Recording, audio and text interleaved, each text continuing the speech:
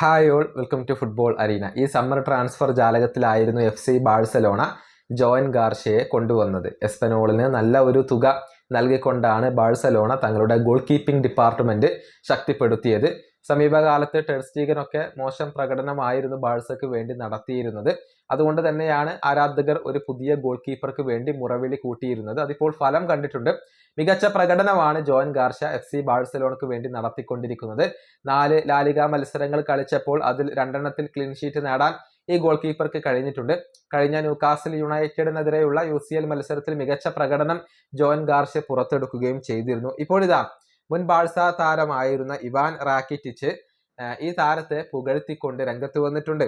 അതായത് ബാഴ്സലോണയ്ക്ക് ഇപ്പോഴാണ് ശരിക്കും ഒരു നല്ല ഗോൾ കീപ്പറെ ലഭിച്ചത് എന്നാണ് റാക്കിറ്റിച്ച് പറഞ്ഞിട്ടുള്ളത്. അദ്ദേഹത്തിന്റെ വാക്കുകൾ ഇങ്ങനെയാണ്: ജോയൻ ഗാർഷ്യ വളരെയധികം അമേസിംഗ് ആയിട്ടുള്ള ഒരു ഗോൾ കീപ്പറാണ്. അസാധാരണമായ കഴിവുകളാണ് അദ്ദേഹത്തിന് ഉള്ളത്. അതുകൊണ്ടാണ് ബാഴ്സലോണ അദ്ദേഹത്തെ സ്വന്തമാക്കിയത്. വളരെ ബുദ്ധിമുട്ടേറിയ സമയങ്ങളിൽ ടീമിന് ജീവൻ നൽകുന്ന ഒരു ഗോൾ കീപ്പറെയായിരുന്നു നമുക്ക് ആവശ്യം. ഇപ്പോഴാണ് അത്തരത്തിലുള്ള ഒരു ഗോൾ കീപ്പറെ FC ബാഴ്സലോണയ്ക്ക് ലഭിച്ചത്. അത് വളരെ പ്രധാനപ്പെട്ട ഒരു കാര്യമാണ്. ഇതാണ് ഇപ്പോൾ റാക്കിറ്റിച്ച് പറഞ്ഞിട്ടുള്ളത്. സെക്കൻഡ് ഗോൾ കീപ്പർ ആയിക്കൊണ്ട് ഷെസ്നിയെ ഇപ്പോൾ ബാഴ്സയ്ക്ക് ലഭ്യമാണ്. പിന്നീടാണ് ടെർ സ്റ്റീഗൻ വരുന്നത്. ടെർ സ്റ്റീഗന് ഇപ്പോൾ പരിക്കിന്റെ പിടിയിലാണ്.